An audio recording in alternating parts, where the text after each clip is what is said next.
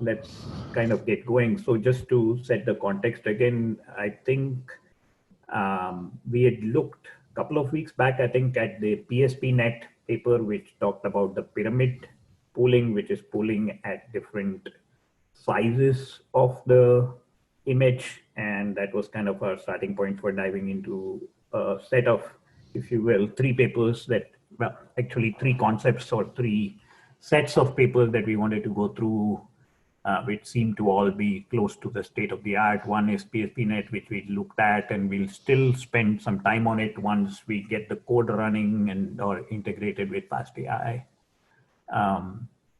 Any luck on that, Rekil? Or I didn't get a chance. There were a few other things happening in my life last week, so I couldn't get a chance to dive into that. Any luck with that? We can quickly look at the code in pieces. I still don't have a working version in FastAI. So yeah, depending on how we go, if we still have time, then we can jump into that. Okay, yeah, so let's defer it because I think let's give it a little more time. Maybe we'll succeed, since I think I expect the versions of Deep Lab, given its lack of detailed explanation to itself, take quite a bit of time. And hopefully I did spend some time, but I still have more questions than answers on specific issues with the papers.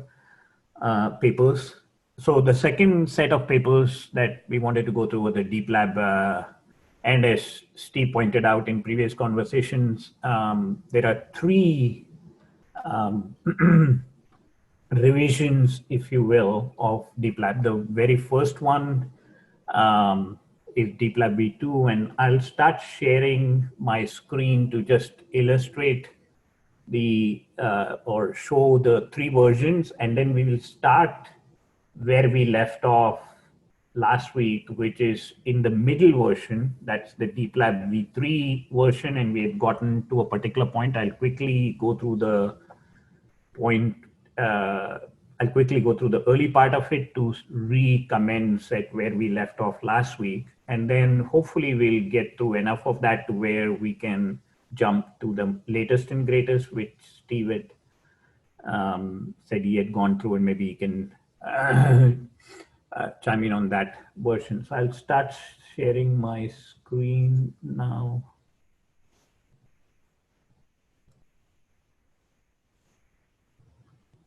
Just one other question. How long has you guys been on this meetup? How old is this meetup group? There are various groups in progress. The Kaggle group that, so there's, like, for example, Joseph, who is on the call as well, he leads multiple groups.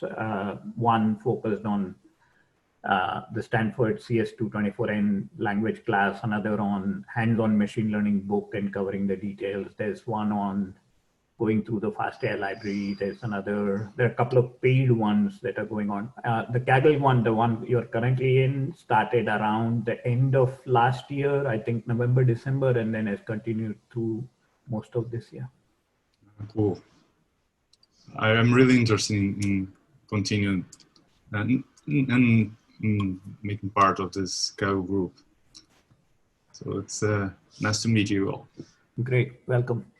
So can you see my screen now? Yep. Okay, so this is the latest and greatest paper. This is the encoder decoder with Atros separable convolution for semantic. This is version 3+. We'll get to this last because the other concepts are needed to get in, and we kind of started in the middle. This is the one that we went through, and I'll recommence this paper, which is what we were going through last time. And this is Deep Lab v3, short of v3+. v3+ brings in a couple of key concepts on top of this paper. And then the original paper is this one, which is Deep Lab, I guess, v2. Even this isn't the very first contribution, but kind of the second, the Deep Lab v2. This is where they talk about the conditional random fields and Atros convolutions. So with that, let's kind of go to the middle guy, which is what we were going through. I'll step through the early parts very quickly because we went through that at some detail last time. And essentially, they just try to define the Atros convolution, the fact that you can do the Atros convolution on a particular feature map at various rates. And the two things, or the one additional piece of information or that I gained while reading this paper and the previous version and stuff, is the fact that the authors of this set of papers think of Atros convolution as serving two purposes. One, if you do it at a single rate, they say that this is helping provide context at or context from higher level down to the detailed image, which is at a much lower resolution. And then the other piece that they talk about is the fact that doing Atros convolution at different rates, as is illustrated in this diagram, helps them achieve a similar effect as if you're doing pyramid pooling with different HW, which is different sizes of the image. So they try to make equivalent doing Atros convolutions at different rates. Rate is 6 and 24, and they have different rates mentioned in the details of the paper as we'll get into it. But doing that at different rates, that's equivalent to pyramid pooling at different feature sizes. So that with that context, again, we discussed this last week, they're bringing into this paper, and actually as Steve pointed out, it turns out, even though they've called out the encoder decoder concept, they do not implement it in this paper. That's one of the, how they incorporate encoder decoder into the Atros convolution is one of the key features of their Deep Lab V3 Plus paper, which we'll hopefully get to later in this discussion. But they do implement the idea A, which again, I was looking into, maybe Rekel, Steve, or Mehul, or anybody else can chime in, because I'm still not very clear on the image pyramid details. I understand the idea, but I'm still not clear on the details of how they incorporate it in this paper. They do incorporate image pyramid, and then deeper Atros convolution, and then the spatial pyramid pooling. So they do incorporate A, C, and D in this paper. B, the idea of B and how they bring B is in the next one. So the image pyramid thing isn't, as I said, we'll defer it, but it's not very clear to me as to how the specifics of how they incorporate. I understand that they do that, or the intent is to bring in the long range context and the full image context, but how they exactly do that isn't clear. So we'll defer that until we get to that particular part. And then spatial pyramid pooling, as I mentioned earlier, they do parallel Atros convolutions with different rates, and they largely say this is equivalent and gives them similar, if not better results than spatial pooling at several grid scales. Okay, so we had gone through all this. So I'm kind of going through these things fast. Definition of output stride is the ratio of your input image size to the smallest, or at least the final feature responses before the fully connected layer, and the ratio of the input to the final layer before the FC, before the fully connected, is what is they define as output stride. So typically they seem in the rest of this paper and even the next paper to operate at output stride of 16 or 8. And 32 is used as well for multiple purposes. Now we were about, I think in this portion is where we stopped getting into the details here. And again, one of my frustrations with this paper is the labeling of the next diagram.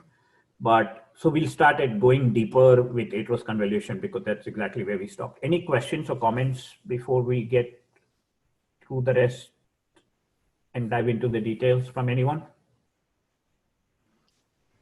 Well, I have a comment about those images up there on that you didn't quite get. This the letter B image, this encoder decoder architecture. I think it's kind of like the UNet architecture. Yes, we went through UNet in Rekil took us through UNet, Yeah. dynamic unit of that FastAI uses in a lecture way back. And actually, they don't quite exactly use the UNet direct, or they don't exactly do what UNet does. They only pass it, and we'll look at it in greater detail in the final paper at 2 levels, if I recall. So did you have a question about it, or? No, maybe just a comment about these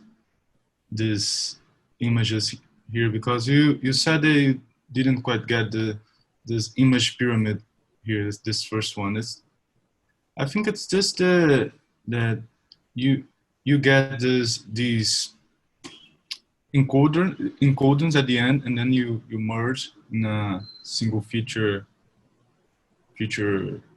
image.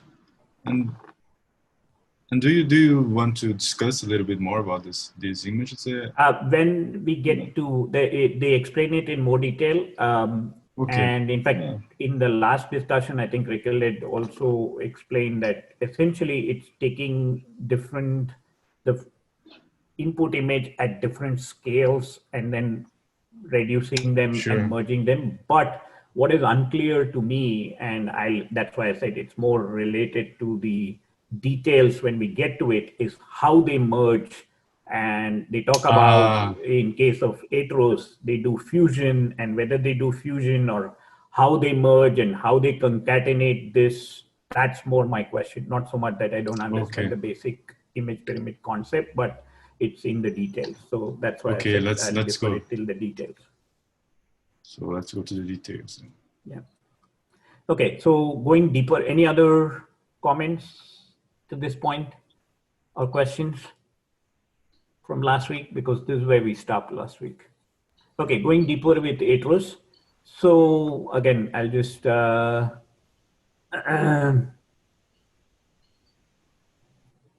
the thing they try to explain here, and the thing which threw me off, and maybe somebody who grasped it more intuitively and fundamentally than I did, and I read through it 3-4 times and I'm still frustrated about it, is the naming of the blocks and the Atros rates that are actually applied and where they're applied and what the block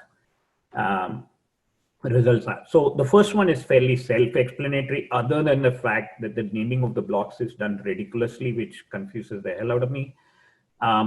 So question there, if anybody else has gone through it, is block 1 the one that's on, should block 1 be on top of the image which is labeled on output stride 4, or should it be on the image that's output stride 8? That's a very fundamental question that I have, and it becomes even more relevant to the one below. But it's it's only relevant in the context of the discussion, so I'm going to keep moving. So essentially, what they say is the fact, if you look at in this proposed model, we experiment with cascaded ResNet blocks up to block 7. So here, block 7, and I'm assuming for now, for discussion, and I can stand corrected, that the output that block 7, wait, 1, 2, 3, 4, 5, 6. Okay, so this is where, let's say this final small square is of size 256, or not size, but the ratio of the input image to this block is 256. But keep in mind that both the last blocks are 256. Then here's where they begin to apply Atros convolution. And because of the fact that they apply Atros convolution, you can see starting from this particular, if I can highlight that, for some reason my thing doesn't want to highlight it. Oops, not what I meant to do. Sorry about that.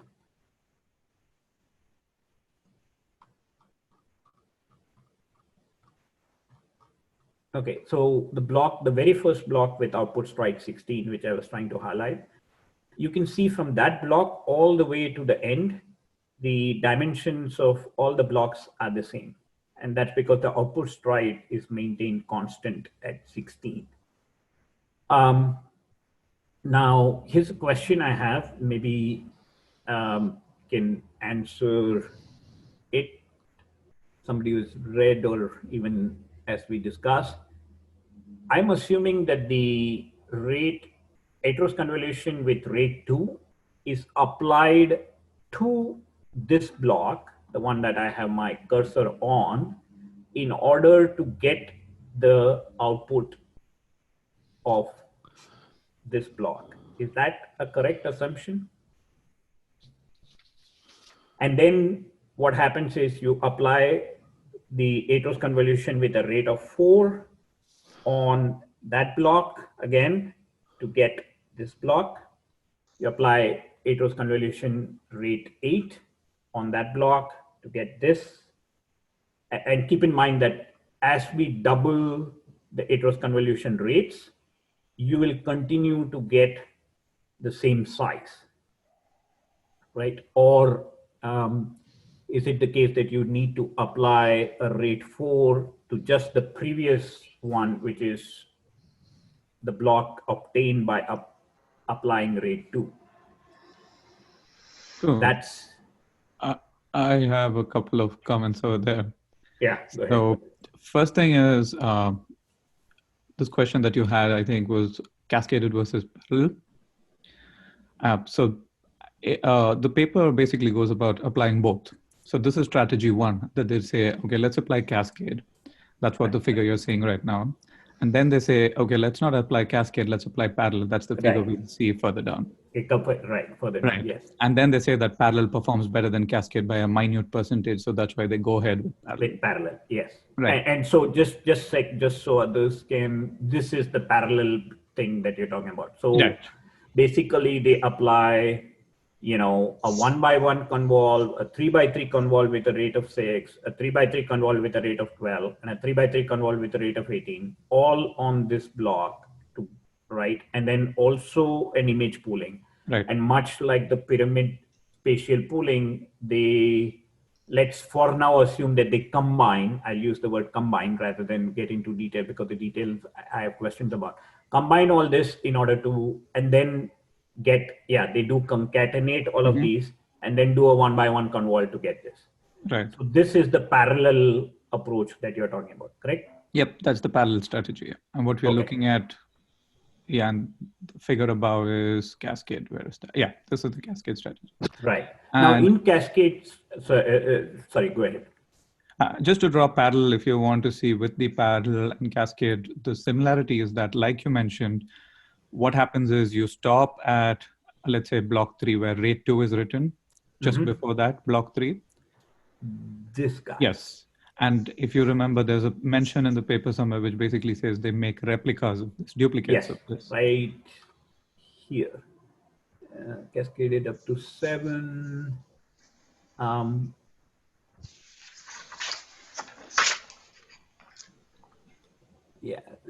Duplicate several copies of the last resonant. That's what you're referring to. Yes. Yep. So basically, if you go back to this figure, they're making copies of that block, and they're applying these different convolutions with, different dilated convolutions with different rates, basically. Correct. Right? Now, I got that, but to my question, meaning this is applied, rate 2 is applied to this block, rate 4 is applied again to this block, and the rate 8 is again applied to this block, rate 16 applied to this block. Is that correct? Yep. Which, and again, these if you look are the results? Right. That's how I was looking at it. So And if you try to compare it with the parallel, it's the same thing, right? From the parallel, you get this output, which is, let's say, the output of block 4. Yeah, there. Yeah, which is the output of block 4. And then it's equivalent to like creating that replica. And then you apply that 1 by 1, 3 by 3 with different rates. Correct. But then here's my source of confusion, right? There's one, see, subsequently, and we'll just get into it in a minute. Here, there are 4 Atros convolutions applied. Do you agree? Right. Right. That means at rate 2, 4, 8, and 16. Mm-hmm. Correct? Now, yep. In the parallel case, right, mm-hmm. they apply 2 first, mm-hmm. then they apply 6, 12, and 18 in along with the 1 by 1 and the image pooling on this guy. Correct. Right? Is that right. Is my understanding correct? Right. So that is basically empirical, I guess. They try a bunch of experiments with that initial rate being 2 being different, and this grid rates being different, and they show some ablation studies on why they kind of settled with this. Okay. So yeah, otherwise, I agree with you that the numbers are slightly different from this and the one above, but conceptually, you basically go down, let's say, halfway down the resonant block, where your height by width becomes 16 by 16. Yes, right. I mean, the output stride is 16, so you right. reduce it to 1/16 of the input image size. Right. Right. But actually, not just reduce it. See, that's the thing we can reduce it. You get the reduction right here itself, where I have the cursor, and then you apply a rate 2 Atros convolution to get to block 4. Correct. It remains at the same size because because of rate 2, it's the same. Right. And then you apply a series of 4. Actually, these 4, a 1 by 1, and then various rates and a full image pooling. And then you concatenate these 4 and do a 1 by 1 convolve to get this. Yep. Right. Okay. Right. But then, in a sense, we can kind of forget what is labeled 3, 4, 5, 6 but that's where I get confused by the labeling aspects in trying to match this with what they do in parallel. Yeah. I mean, like, if you look at the code also kind of, it's like you can stop wherever you want in the resonant block, right? That's why they say output stride 16 or output stride 8. You can start this. Yeah, you could stop here as wherever well. You want to. Right. Okay. But then they explain this multigrid, and maybe you grasped it, but that confused me. Multigrid is just the rate, right? You're just applying 3 different rates. They're using that tuple R1, R2, R3. And they're saying, and that's what confused me, because they first do a rate 2, which they don't seem to cover here. Multi-rate, or do they? No, that one I don't think is covered. Right. So what the paper, why I was cursing and swearing at it, was you're doing it 4. At least tell me explicitly that this one is excluded, and then only the other 3 are included. They never do that. They just assume you'll understand that the rate 2 is outside, and then they do 3 rates of 4, 8, and 16. Yes, I don't see that mentioned, anywhere explicitly. As R1, R2, R3. And I'm like, why? I mean, why can't my R1, R2, R3 be 2, 4, 8? At least tell me that's what you're doing, or else I'm forever confused. Give me 1 second. Yeah, I don't see that mentioned anywhere. I think that though they mentioned this multigrid method, the R1, R2, R3, actually, if you want to draw parallel, it's in the figure below, where it directly draws correspondence. Yeah, exactly. Because he's not considering the 1 by 1 conv, right? Because the rate is just constant there. Correct. Those R1, R2, R3 corresponds to the 3 by 3 convolutions. Right. So, but you still do a rate 2 outside of the R1, R2, R3. Not mentioned anywhere specifically. Yes. In the and it's like, hey, if you're going to do an Atros separately, is that a required? Do you have to, or can you just? And that's why that's a detail maybe in the code, but unless you know it, and if you're implementing it yourself, it doesn't clearly state whether you need to do a rate n, whatever in this case it happens to be 2. Right. Independent of that R1, R2, R3, and this 1 by 1 in parallel separately, Because you just talk of multigrid, but then there is another one separate from the multigrid that you have done, which you never talk about anywhere else. Yes. The only thing I can again say is that that initial R maybe can be skipped because of it's just, I don't know, it's like bringing in more information, like Jeremy says, just let's add one more convolution. Why not? What's the yeah, just throw it in there. But then, you know, when you're trying to read the paper and I agree. From my understanding, that's all that kind of does. I mean, it doesn't change anything with the size, so nothing happens with the implementation per se. Okay, and then maybe I lead papers to literally, sometimes that's why I was like, okay, let's get the gist of it and keep moving, because some of the details are maybe not relevant to the big picture. Another question I had when I went through the multigrid is, it says, okay, that, you know, you take the multigrid, as you said, from block 4 to 7, which means these three, as you rightly explained, are whatever the rates are below. So it's like 6, 12, and 18, let's say. And then here they say that, and we've already defined outputs, right? So in this case, for the convolutional is equal to the multiplication of the unit rate and the corresponding rate.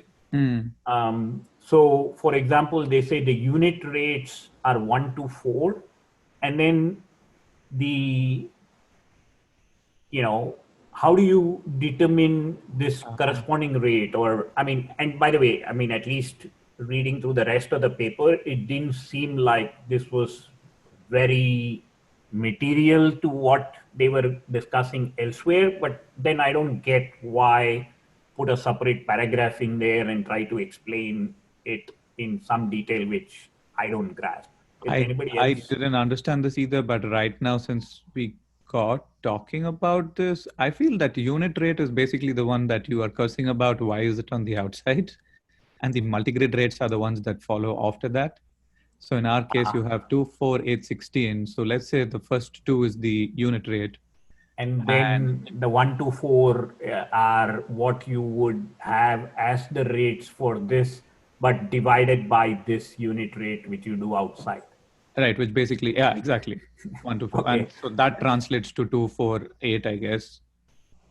That's a good observation. So I think so. helped. But wait, what are the numbers here though? The numbers here are more like, oh no, they are 248 itself, right? Yeah, they are 248 here, but they would be different here though, right? Because it's 6, 12, 18. So if you do 2, then it'll be 3, 4, and 6. 3, 4, and 6, yeah. Wait, 2, 3, 2, 6, 2, 9, right? Sorry? 3, 6, 9, right? 3, 6, oh, 9. Yes, yes. Yeah. 3, 6, 9. Yes. Because you divide by the 2 and unit rates will become 3, 6, and 9. Yes, yes. So I guess, yeah, maybe that's what the explanation. I also didn't understand that part, but maybe this is what it is. Yeah, no, that's it. That explanation fits the facts until otherwise. Yeah, I guess. Good one. Okay, let's keep moving. The Atros spatial pyramid pooling, again, as we discussed, they just say that they do. See here, and they rightly point to 4 parallel Atros convolutions. And as Rekil just explained, the 4 parallel ones are 1 by 1, 3 by 3, 1 by 1, and a 3 by 3 with 3 rates, 6, 12, and 18. Right. So that's why they talk about 4 parallel Atros convolution with different rates on top of the feature map.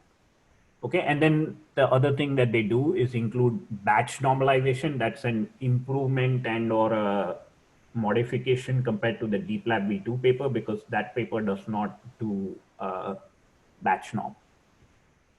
And the key thing they point out is that the ASPP, meaning the Atros spatial pyramid pooling with different rates, is equivalent to capturing multi-scale. I mean, that's the big insight.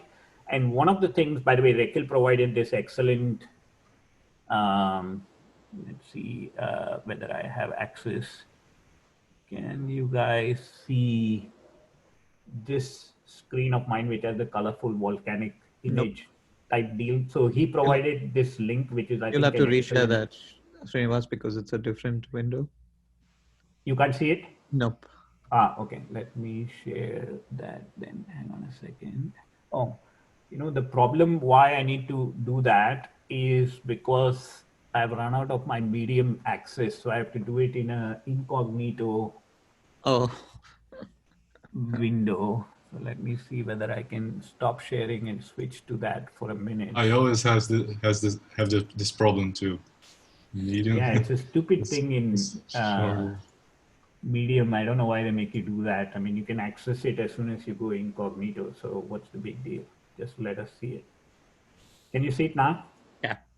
Okay, so this is an Yeah. excellent link that Rekil provided. I would, if you're studying any of these papers in convolution or segmentation object detection, I'd highly recommend it because it goes into all of the various definitions of convolution. So you can see cross correlation, 3D, one by one, the arithmetic, the transposed, dilated, which is what we're looking at right now, separable, which we'll get to in the Deep Lab V3 plus paper, which is depth-wise convolution. That's very neat as well.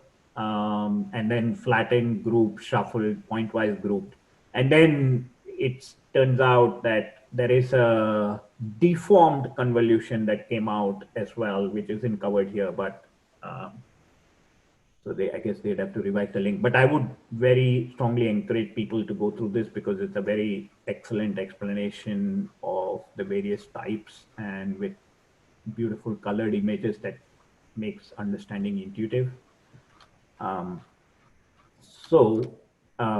reason I went to this is the fact that you will see that in depth-wise convolution as well as in Atros convolution, you're kind of getting the benefit of the size of various sizes and other such details without increasing the calculation. In fact, with reduced calculations than you would otherwise do with full convolution.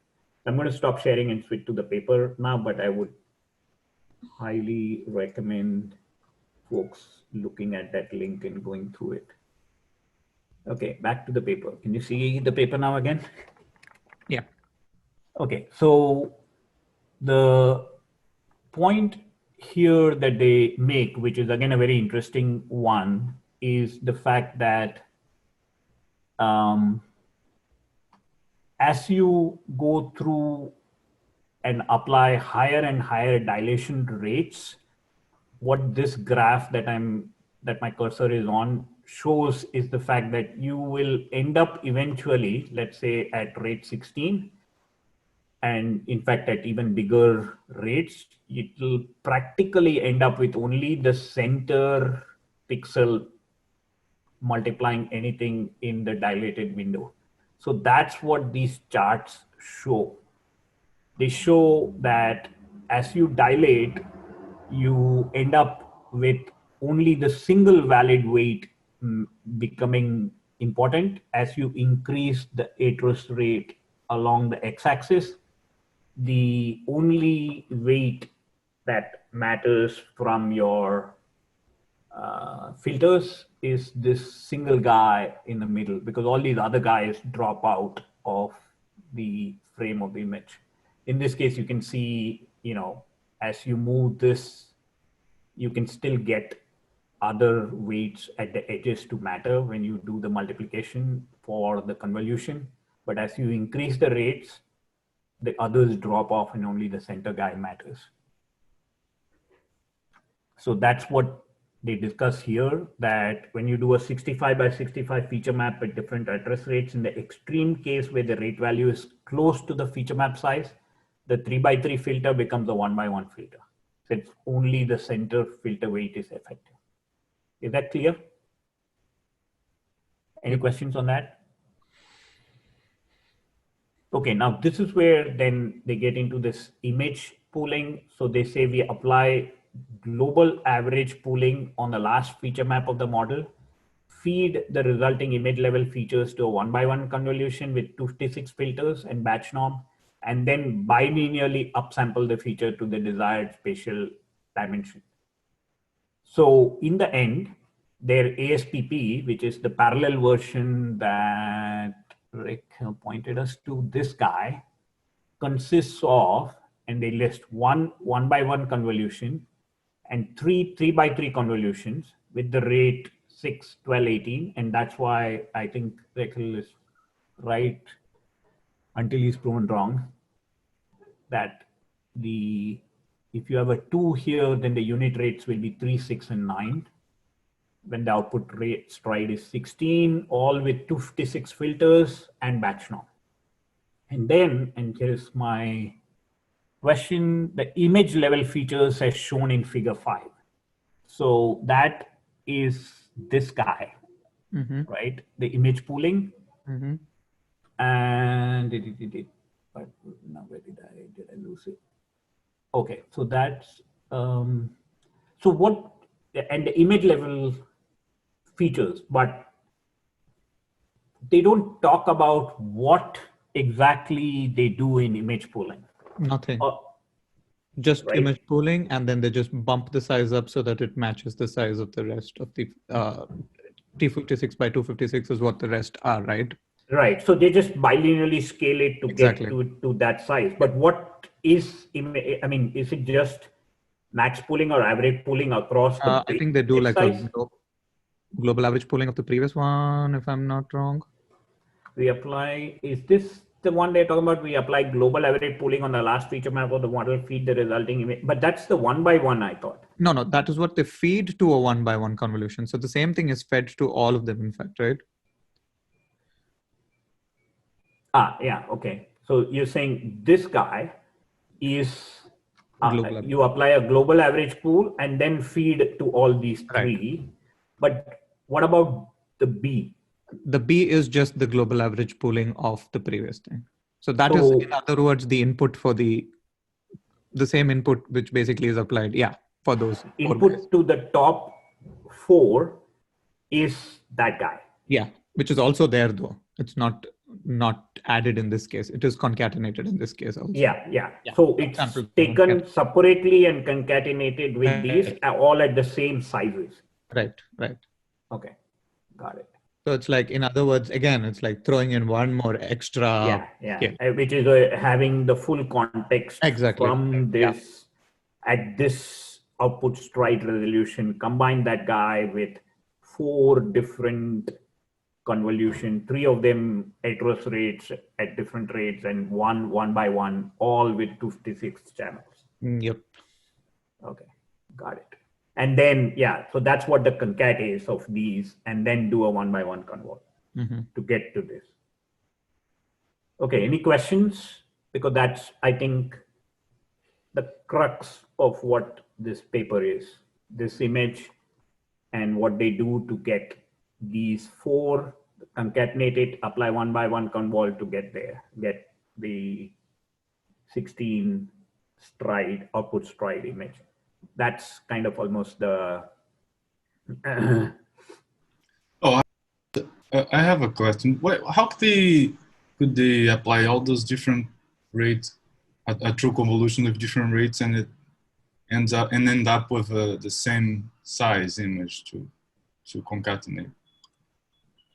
That's a good question. It takes a while because it looks like these sizes are different, but remember one thing: when you apply these convolutions, what is happening is you always have padding, and in these cases, to simplify code understanding, think of it like dilation is equal to rate minus 1, and padding is equal to the amount of the padding that amount of the dilation that you're doing. So there is always a valid convolution for the exact output size to match your input size. Okay. So that is, that took me a while to understand, but that is the key there. So you're saying that, but it's a fixed padding, right? It's not like they vary the amount of padding. Yeah, it changes with rate, right? When the rate changes, the padding changes. Because otherwise you won't have like a valid convolution on the upside. So you're saying when the rate, this rate changes, I think the padding changes.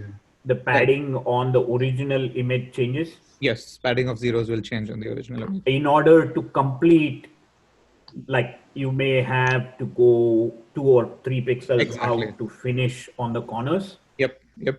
in order to result in the same size as keeping the output stripe the same. To Exactly. simplify, Yep. to say it differently, to keep the output stripe the same, you have to pad differently in order when you're, okay, let me try again. When you do different rates Atros convolution, you pad the input image to the convolution with different values at the boundaries in order to keep the output stripe the same. Exactly. Yep. Okay, got it. And even the example that you were mentioning of when you basically bump up that 65 by 65 example that's mentioned in the paper, where you have just one valid convolution. Right. So that basically is, if you think of it like, you basically will get the same size back, but you'll have only like one hit on the convolution. Correct, exactly. The So rest it's of just a one multiplication, Right. but you will get the same Size, yeah, exactly. size of the image. It's Right. just that the filter times the image you only do on one value within the image. Yeah, one real value. Others are basically Right. zeros or just Zeros, error. yeah. Yeah.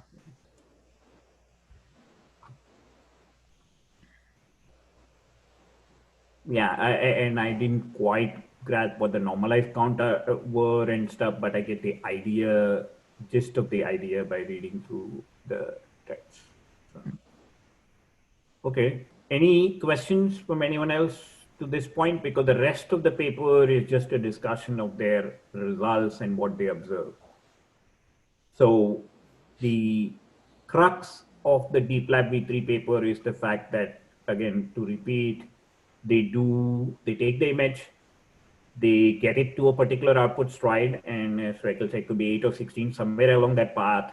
They do an Atros one. It seems like they do some rate outside, starting to do a number of different rates along with a one by one, and then they take the basic image pooling, global average pooling of that image, and then they concatenate all of those because they're all of the same size. And if they're not, then they just bilinearly interpolate to get it to the same size. And then all of them are concatenated just like we saw in PSPNet, apply a one by one convol to get that, and then they apply the segmentation on that. So question. So on that step where you have the A and the B, so what comes in is a 256 by 256 image. Is that correct? Block here, 4? Here it's 256 by 256. Okay. Here, or I don't recall what the size of this image is. Okay, whatever size block 4 is, whatever size that image is from block 4. Right? No, the output, it's one, what comes here is 1/16 of this image size. That's what output stride 16 means. Okay, 1/16. Okay, fine. So then you have these 5 operations, actually 5 operations. And then what does it mean to concatenate? Are you talking about having 5 images stacked, or how do you mean? So, good question, Joseph. So each of these, like the 1 by 1 convol, the 3 by 3 convol with rate 6, each of them will produce a slice of H by W pixels, meaning a single image, much like, and let me see whether I can show you in fact, I wish they had shown a picture, but I think they do show a picture. I'm switching papers now, but they seem to show a picture finally, bless their hearts, in this paper. Oh, yeah. Okay, so you see how these are generated. These are the 5 that we are talking about, and they get concatenated like that. Okay, and then that makes it clear. So now the 1 by 1 convolution has 5 filters, has 5 filters in it, right? Then the 1 by 1, since it's whatever it's usually used to change the filter dimension, so you can make it whatever you want to come out here. Yeah, so it has to be 5. It has to be of length 5, then, right? In order to not make it necessarily, right? You can have this 1 by 1 come out to be 256 here if you want, and that will just make this thickness of, meaning the number of filters, be 256. It's just that input going into the 1 by 1 convol is this 5, these things stacked. Am I right, Rekil? Or yeah, that is right. But I think Joseph, your question is mainly that you're shoving in 5 of them. You want like at the output size, the 1 by 1 should give you back 5. Is that kind of your? It seems like the 1 by 1 convolution is producing a linear combination of those 5 stacked images to produce that final green image. Right. Of those 5 stacked images, and those images in turn have like n number of channels. So just to be clear about that, those are not single. Yeah, stacks. the whatever the dimension pointing in the direction of this arrow is the number of channels on these, and they are equal, but they're not one. Okay. So the idea of that 1 by 1 convolution is just to make a linear combination of all of the images that are stacked together in all the filters, and to produce one final image. Yes, and in fact, the 1 by 1 convol, I thought Rekil had provided the Android explanation. That's the best that at least I continue to go to intuitively, which is a 1 by 1 convol is equivalent to a fully connected network, which just helps you to change the number of channels that you have in the image while keeping the HW constant. Yep. And though we say in words linear combination, but you need to remember that these weights are not provided by you. These are something that the network learns by itself. So it knows how to weightfully combine things up. Right. It has to learn those coefficients. Exactly. And is there any nonlinearity involved there, or is the nonlinearity applied later? Nonlinearity, yeah. Not in the 1 by 1 that I'm aware of. There isn't anything that gets applied right there. Okay. Yeah. Finally, they broke down and gave a picture, which was like, thank you. After three separate revisions of the paper. Which paper is this one you're this sharing one now? Is the latest one. There's the V3 plus one. V3 plus. Okay, got it. Yeah. Whereas, we were on this guy, which is the V3. Yeah. Good question, though. Clarifies a bunch of stuff. Okay, any other questions? Okay, let's keep going since we haven't finished yet. And then they just talk about, as I said, the rest of it is pretty much a discussion of their results applied to, and the metric they use is IOU, pixel intersection over union, average across 21 classes for the Pascal VOC, because it's 20 classes, 20 positive and 1 no or background class. Yeah. Okay, and then they go over learning rate policy, they chop large size jobs of 513 by 513. And they talk about batch norms, which is very important enhancement they made compared to the Deep Lab V2 paper.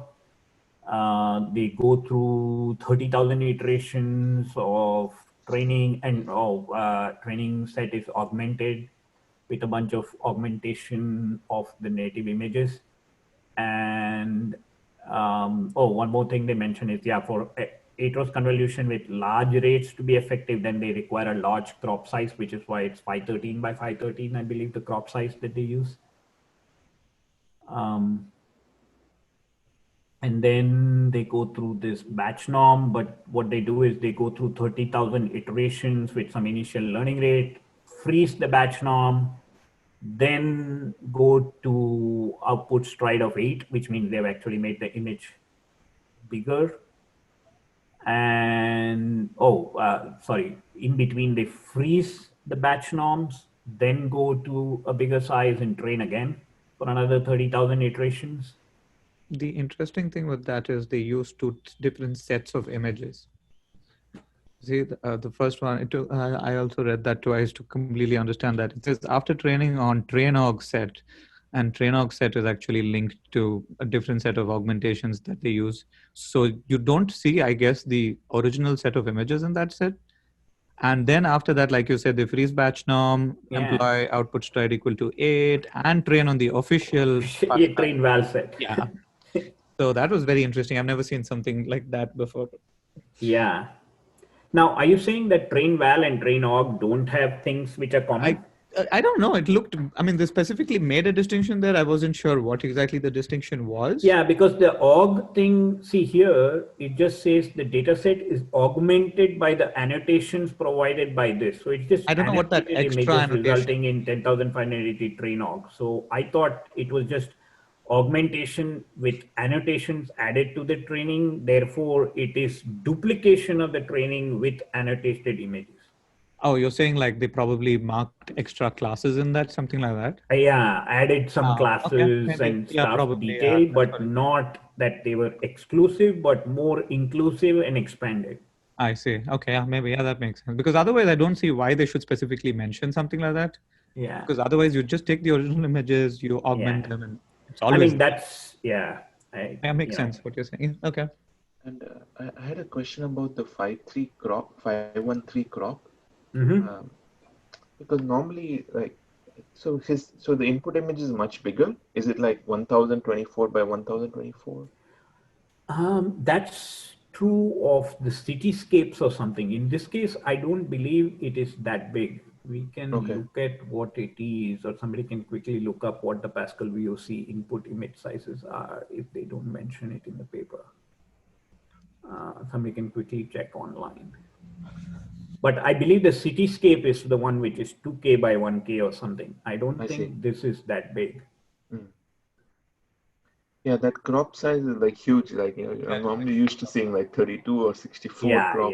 Yeah. And also weird, 513, really? Yeah. That's because you need that center at least that's what I understood when I was reading this. Where was that mentioned? Basically, you need this odd size, like why your filter sizes are odd, right? One explanation they give is so that when you hit the center pixel, you're looking at equivalent stuff, right, left, top, bottom. Okay. Otherwise, there is no reason. You can use a even-sized filter too. It's just that it's imbalancedly looking and right and left. Right. I think this is to do with the Atros rate to some extent, something to keep your sizes the same. That's all the important thing is. Yeah. Okay. And the reason it's so big, is it just so that you get more of the picture? Going back to initial point that Srinivas made, that if it becomes too small a crop and your Atros rates become too high, then you're basically hitting just one pixel in the center, right? The rest of it, your points are going to be just zeros. Does that make sense? Yeah. Yeah, you need large crops in order for your rate to be capturing multiple multiplications rather than, remember when he took the 65 by 65, then, you know, and you go to a high Atros rate, you're just doing single multiplication as Rekil just explained. So you want a big enough crop that as you dilate, you don't lose things instantaneously and drop to a 1-by-1 convol. You actually want the Atros convolution to mean something more than a 1-by-1 convol. Okay.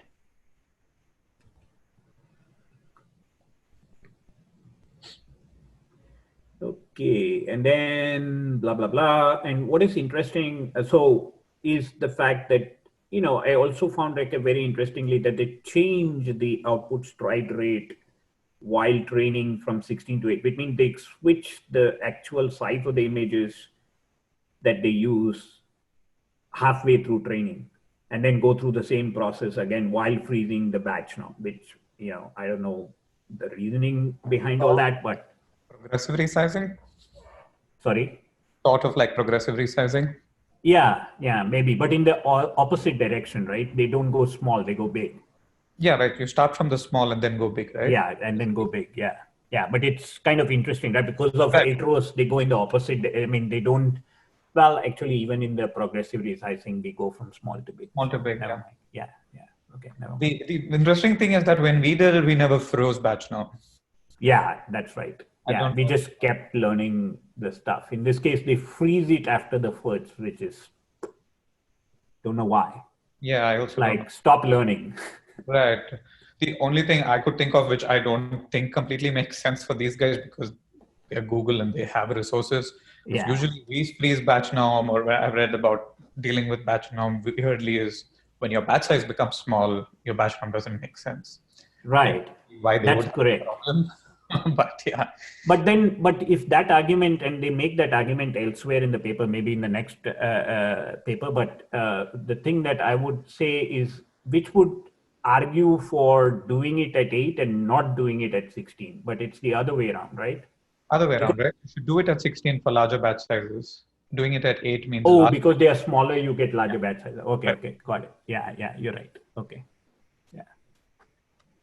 The images are smaller. So what, just for this one, for the image size is smaller at output stride 16, so you can have more images in the batch, and that's what helps you get a better batch norm, is what Raquel was explaining.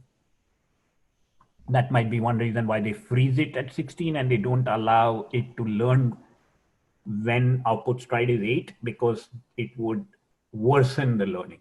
That does make sense, although I wish they'd explained that was the reasoning. Okay, and obviously same thing, I'm glad we touched on it, because that's what they use to explain that you can actually get faster learning at 8 than at 16, because at 16 the images, oh sorry, the other way, and I keep getting this confused. That the output stride of 16 is several times faster than at 8, because at 8 you're processing bigger images than at 16 when you're processing smaller images.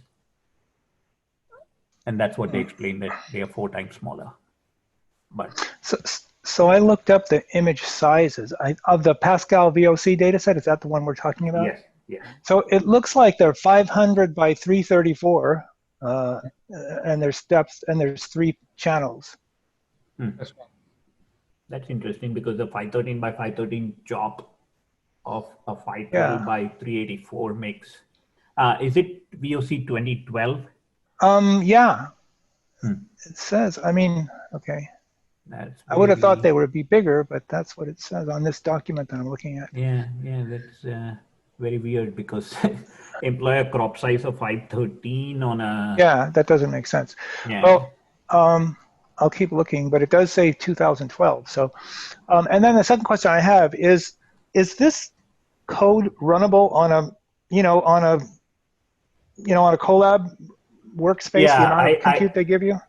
I would believe so, Joseph, because in fact, let me show you, I can, if you get to it or toward the very end, ask me, and there is, well, besides the fact they provide it, it's also incorporated into the library that this guy has over, the segmentation here. Yeah, I've actually been running that. Yeah, exactly. But to get that, you actually need to bring down his sort of latest code. If you just do the normal pip on that library, it doesn't bring it in. Okay. And the other thing is, I've run it, but it's given me rubbish results. Oh. It's really slow and no better than other ones. But it's maybe just his implementation of it. Yeah, they've gone through so much different stuff that it requires a lot of tweaking. So it's interesting. Yeah, that's why even getting that's good input, Steve, because that's where we should get to, of trying to run these things once we understand, or, I'm glad you're running it now so we can see whether it works or not. And does it help? You picked that PyTorch one because that's the one you were using. You didn't. Yeah, it was like the segmentation PyTorch one. I think there are some other people have implemented this, but yeah, so I had some strange results with it. It was very slow, and he has a version as well of the V3 Plus one. Okay. But when we come onto that paper, it uses the exception network for its yes encoder, and yeah, when I tried to use that with his model, it wouldn't run with it. I had to use a ResNet on it. Okay. Oh. Yeah, I see. I was just asking because I know I was looking at the official TensorFlow tutorials, and they had some tutorials of running whatever. I don't know who wrote that code. That'll be interesting. They have they call it an object detection zoo. So it's just GitHub TensorFlow blah blah blah, and it's kind of it's just hidden, but it's there. Maybe for next time I'll try and see if I can run that. Yeah, that'd be good if we can attempt running some of the code for this guy. And then obviously we have one additional, besides the V3 Plus, which we should try and get to, we also have the HRNet. That would be interesting. Yeah. Yeah, if we have time at the end, I can show you the results that I've been getting out of these, because I've just been working my way through the segmentation library, trying each of the models and trying them all with different encoders. Oh, cool. great. Yes, definitely. So with that in mind, let's keep going. So we have time at the end to let Steve do some sharing. So upsampling logits, I mean, it's just, and this was something I found interesting too, that in the original paper, they downsampled the reference test data from by 8, downsampled by 8, when the output stride is 8. And then they found that that didn't help because obviously when you're downsampling, then it kind of ruins the ground truth. Instead, now they upsample the final logits. So they go in the direction that is traditional, at least for what we have done, is just do the bilinear upsampling of the end guy in order to get it to match the output rather than downsample the output and match it. And then they randomly. Just a question. So they calculate the loss by upsampling the final segmented version, the downsampled segmented output, because they have a 8 times downsampled image as the output. So they upsample that to the original size, and then they calculate the loss with the ground truth to back propagate on the during training, right? That would be my understanding. They apparently went the other way in the previous work, and that didn't give them good results. So that's why they have written this paper saying in this case they're going the other way. By that meaning upsampling the logits to get to original size, then do the back prop and all that. Versus in previous papers, it seems they downsample the output and then do the comparison. And by the way, this might explain the chopping, Joseph reckon. This is, they say they augment the input and randomly scale the images from 0.5 to 2.0. Correct, yeah. So if they do 2.0, then it'll become like, you know, whatever, 1024 by 600, and then they can chop 513 by 513. Yep. Actually, that was the point I wanted to bring up. Like, in terms of the augmentations that you and Steve have tried, I don't think we have ever tried scaling the image differently, right? No. Yeah, that's different from the normal data augmentation techniques that we have not. people use. And they specifically mention how they bump up their results with this range of scaling, right? From all the way like 0.5 to... Yeah, they do like 4 to 6 different scales. Yeah, that was something I noticed as well. Now, as you mentioned, you know, I was like, well, thank you very much, you're Google, but you know, if you tried it with anything else, that would be, even doing it at 1 scale takes an hour. So true, I agree. I mean, saying for us to use more than at training, I would rather go ahead and use it at inference time, like test time augmentation. Yeah. So that's where I'm very curious to use it. I agree with you. Like, I have to run it on a phone. So if I have to run it at 1 scale itself, it takes me 2 seconds. Right. Yeah. I have to make the user wait for another 2 seconds at a difference. Yeah. But then, you know, inference, like, but again, you could train it once offline with multiple. I see what you're getting. No, that should still work, right? You can train it at one size and still do inference at multiple different sizes. Yes, that's possible. I'm also saying if you're building a model and you can build it by training it at all these different things and then load the model and then do inference only on the phone at different. Right. Yeah. So, right. So, okay. So then they just, all the rest of the stuff is comparison of how to get to various levels. And see, here's where they do point out multigrid along with ASPP is one of the kind of like an option they use at various rates, if you will. Right. And then the ASPP is this the Atros at different rates. And the multigrid, I guess, just says that you do it at you do it at different multiplication, thereby determining these numbers. Yeah, I'm confused with that part now. Right?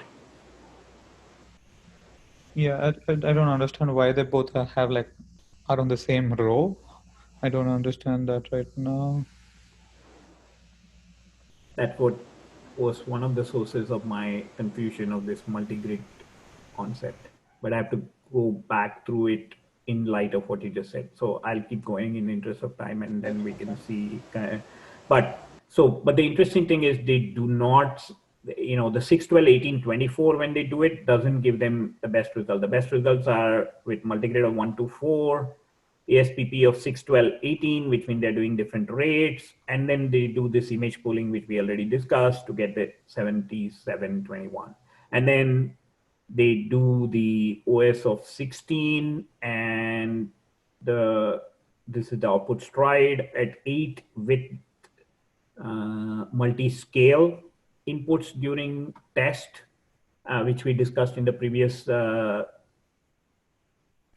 discussion. That is, you just do the test comparison at multi-scale, and that gives you a better result.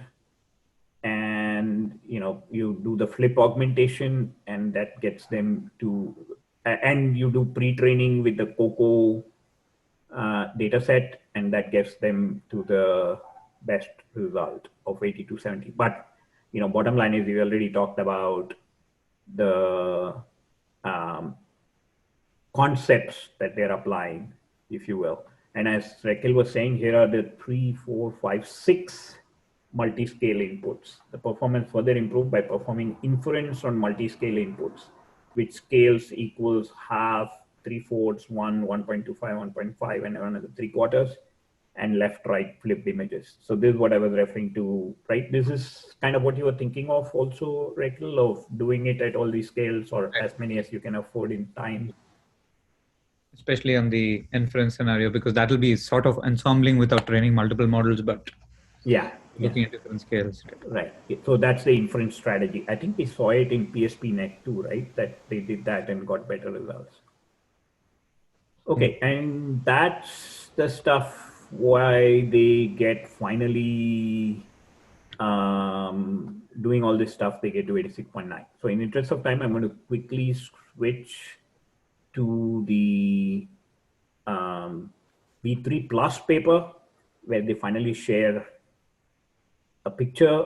And the additional 2 things they do in this paper beyond the V3 paper is, as I think Steve mentioned in the last time, they bring in an encoder decoder part, and this is the other additional thing they do. No, did I skip through? No, I'm still in introduction. Okay. Yeah, instead of upsampling only one time at the end, they bring this decoder structure. Right. So skip we'll connections. get to, yes. Right. They do the encoder decoder, which we'll get to how they do this in the details. So that's one change. The other thing they do is this depth-wise separable convolution. And in the interest of time, I'm not going to switch to the other screen, but please refer to the link I shared earlier that Raquel had shared, because that really explains very well what a depth-wise separable convolution is. They cover it here as well. So in the interest of, let's see, do they? So those are the 2 things, the depth-wise separable convolution and then the encoder-decoder structure. And those 2 are enhancements, and they obviously, and Steve referred to it earlier in this discussion, of they use the exception model for the segmentation task, which is essentially applying depth-wise separable convolution. I haven't finished reading this paper, so I have a question for Steve if he has, do you know, Steve, whether, because the exception paper itself, and then even in this particular discussion, they refer to exception paper as applied in reference 31, and reference 31 is a deformable convolution application of exception. And that's more complicated than even just exception. So do you know whether they use deformable convolutions in this paper? Sorry, no, I don't.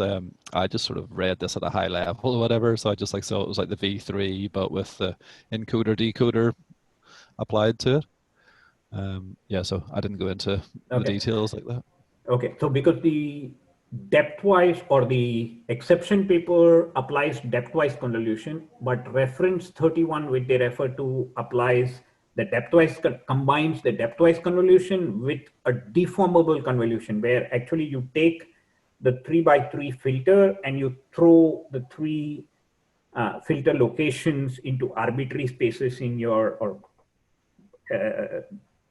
locations in your reference image and do the filtering. And that's more complicated, but I didn't think they did it, but I haven't finished this paper, so I want to kind of check. So here's the image of what they do, and I think they describe, we've already seen this part pretty much, the top encoder part.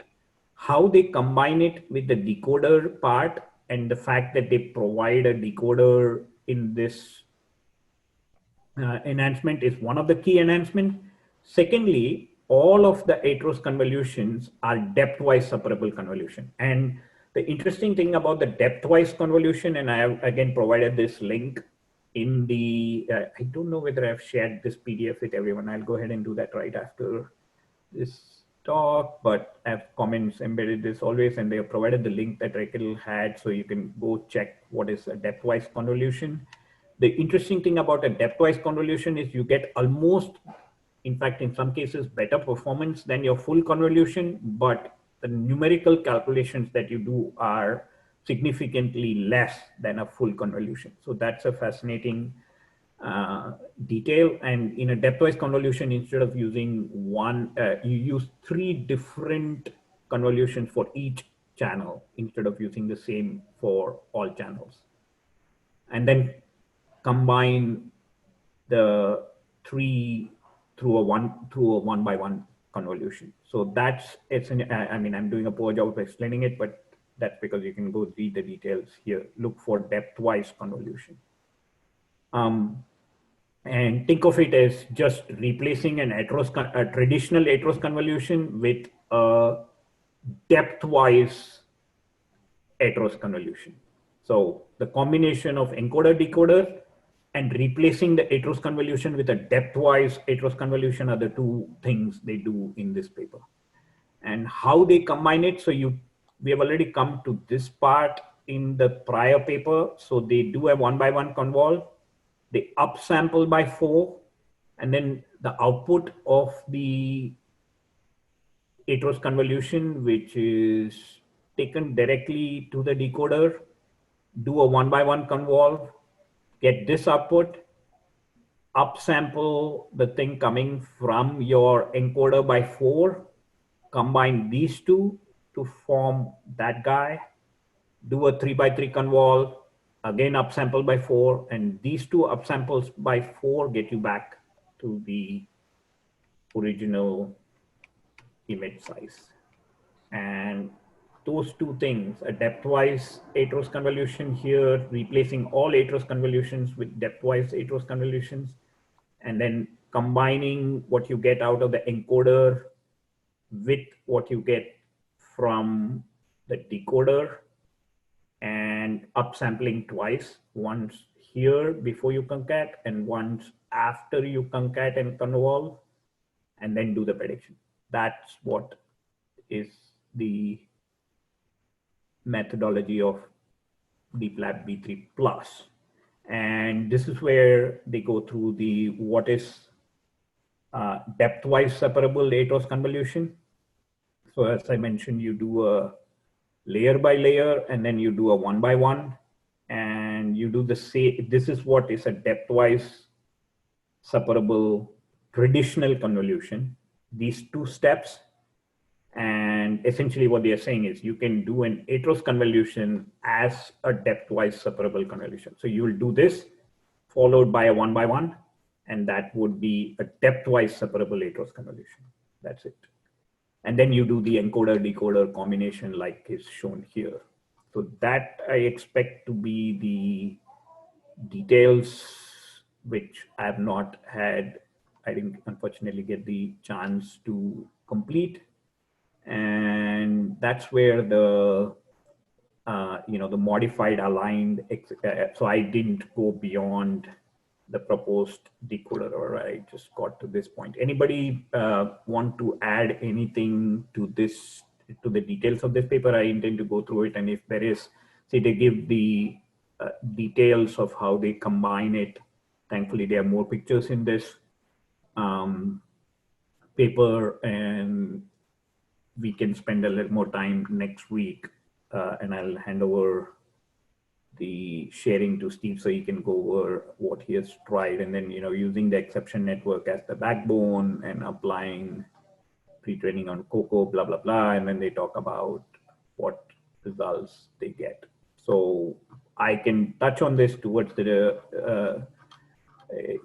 beginning of next week. I think we can go over the details. Hopefully, I'll have gone through the detail. Anybody else had the chance to go over the details and want to cover it? Please feel free to jump in. Yeah, unfortunately, I didn't go to the details either, but I think figure 1, it's good to at least see a comparison. Can you go to figure 1? A comparison between DeepLab v3 and v3 Plus without, no, this is figure 2. Figure 1 is a little bit more high level without going into the depth-wise convolution, but because I think deep learning, the DeepLab v3 Plus is just the two main novelties are the encoder-decoder structure and the depth-wise convolution that they introduced. And this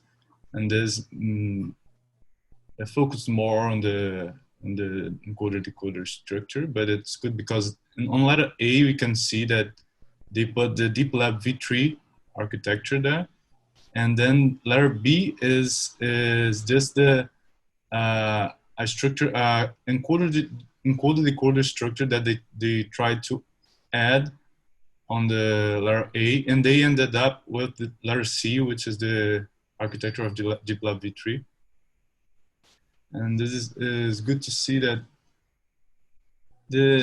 we have the spatial pyramid pooling there, and then the end of the ending out the encoded part the downsample or coarse image part, and then they go and then upsample there, but they have this skip connection, so they just train it on an end-to-end fashion with those skip connections, and they get this better result. I think most because of the depth-wise convolution. I think that depth-wise convolution is more like an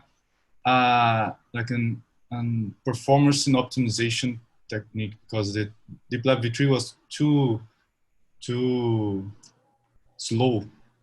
Yeah, and that's what I said. If you look at the links, you can understand that it reduces the number of operations that you would like to do, and they just apply that technique to Atros convolutions, and thereby simplifying the number of multiplications that you need to do. Yeah, they did like 8 times upsampling or something. So these upsamplings are this normal bilinear upsampling, but they are too costly.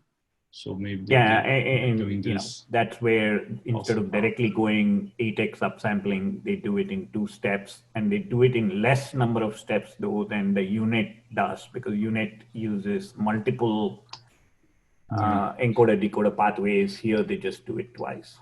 Yeah, it was just like it was just my comments, my high level overview comments, because I still need to go through the paper. Yeah, so next week we'll get into details of this, but Steve, you want to take it away? Yeah, sure. Have you actually seen anybody using this DeepLab v3 network? So as far as I know, this is what Google uses. So actually, depth-wise convolution comes off from MobileNet. MobileNet was invented by Google so that they could run stuff on their phone, and the main point is performance. Yeah, I know they use it like within their Google Pixel camera. Yep, but exactly. The Pixel camera uses this. In the actual, like in the steel competition, I haven't seen anybody using it at all for segmentation. Yeah, I think it's more of a. Well, I've seen a lot of papers doing this for segmentation. I think Steve's point is more like Kaggle competitions is someone finding to squeeze out maximum performance in terms of accuracy versus like runtime.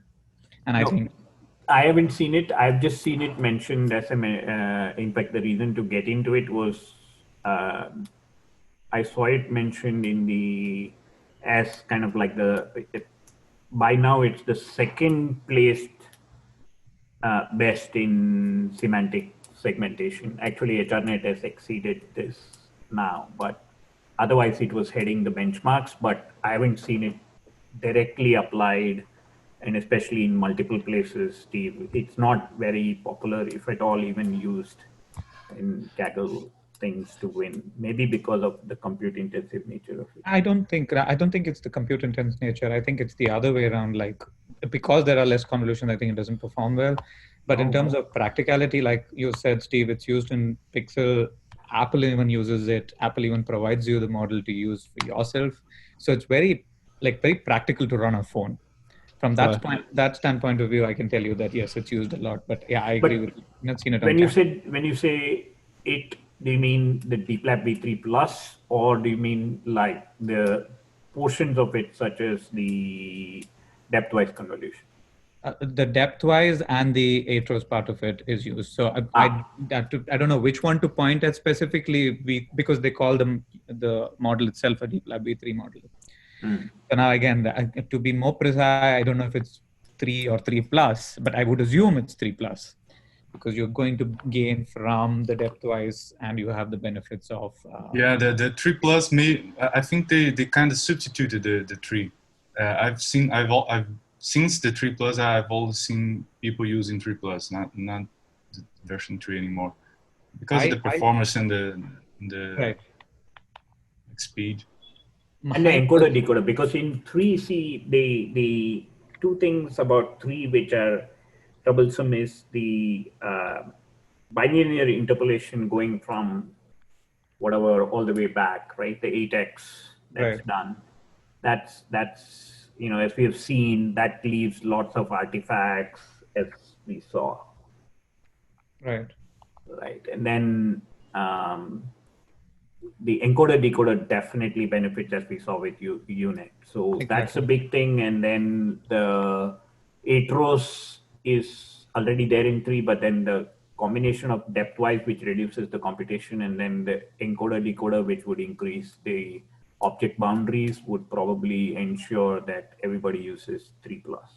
So that's what my personal take is. I kind of feel like PSPNet, DeepLab, all these are kind of like hacks, because where do you suddenly stop in that convolution chain and then you start saying, oh, okay, I want to use this feature map for Atros, right? I personally think like using a UNet and substituting in Atros convolutions there at different rates is more of a sound approach. Theory. Yeah, no, in fact, the thing which it leads to multiple good ideas that you can combine differently, right? Because, I agree with you that if anything, reading through this paper, say, hey, but how, and to follow along on your path, in fact, I would say another enhancement even to DeepLab V3 is to apply, for example, the ICNR and initialization technique to get in combination with Atros because we saw in dynamic UNet what a difference the ICNR and the initialization that goes with it provides to the clarity of edges of pixels. Right. So if you combine that with this, I would imagine that the scores would go up even more, and especially in cityscapes, which seems to have like 2K by 1K resolution, which is phenomenal. Right? Meaning they're so detailed that I would expect things which aren't very particular about the edges to do really poorly. So. Okay, Steve, you want to just share what I stopped sharing so you can take over? Yeah, I'll just share this quickly just to show you sort of the results I was getting.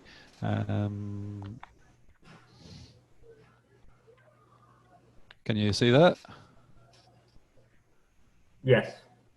Yeah, so basically it is just running through the segmentation library, trying out the different architectures they have with the different encoders they have.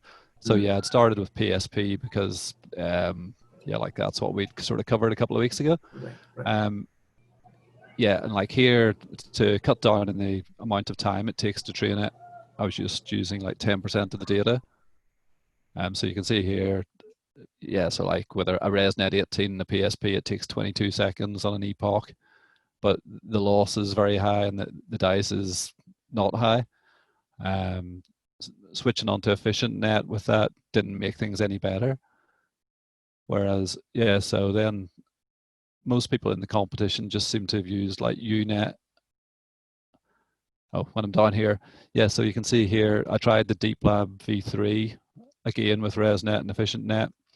It wouldn't work at all with efficient net. It just failed with errors on it.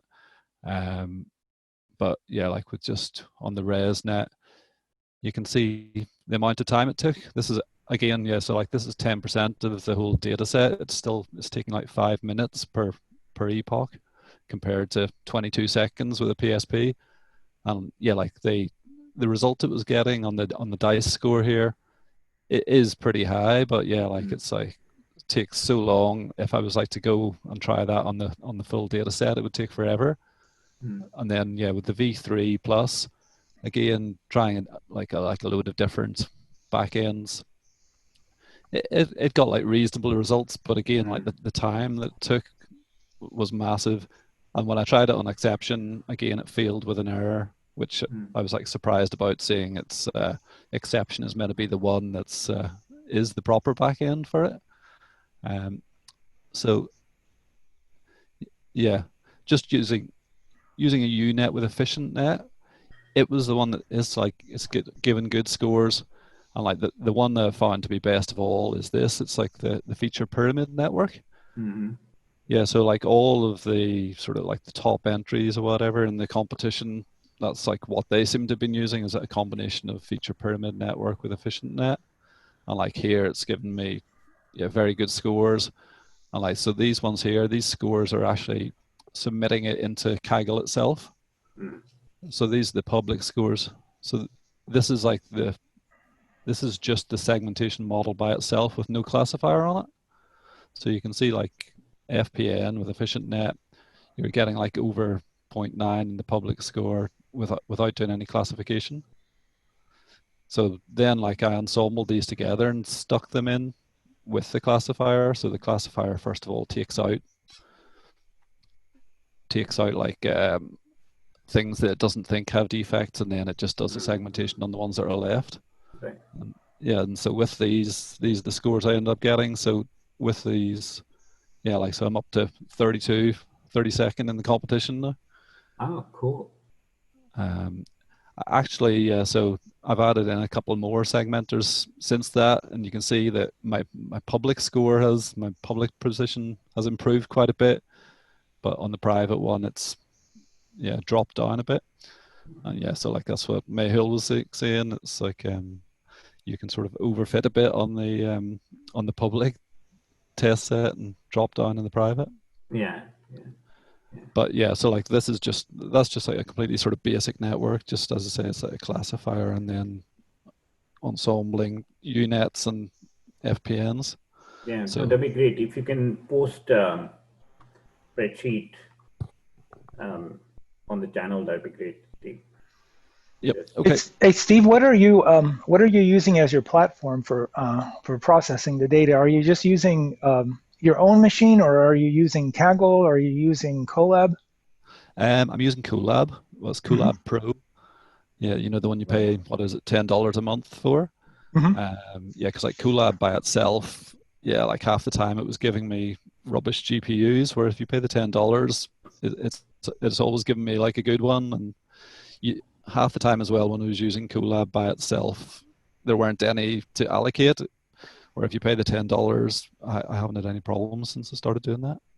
Yeah, also it lets you run for longer. Doesn't boot you out. Yeah, That's right, because like most of these are sort of running for sort of 7 hours or something for each test for the whole data.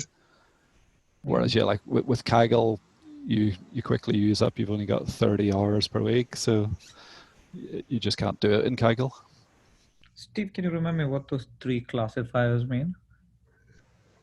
Oh, it's the thing that I'm saying is, first of all, it classifies to say if there's any defects or not. And yeah, so it's like an ensemble of 3 different classifiers. Oh, okay, I see. Okay, so I have binary classifications is what you're doing, right? Exactly. Yep. Okay. Yep. Yeah. So it goes first, and then anything that it says, okay, I think this might have defects, then it applies the segmentation afterwards. Okay. Yep. Yeah, this is great because it kind of gives you the practical consequence and of trying to apply, especially your previous table of what worked and stuff. And yeah, I've been meaning to get to even running PSPNet. And you use Catalyst to run these? Yeah, because yes, it's all with Catalyst, but like using a segmentation library on top. So okay.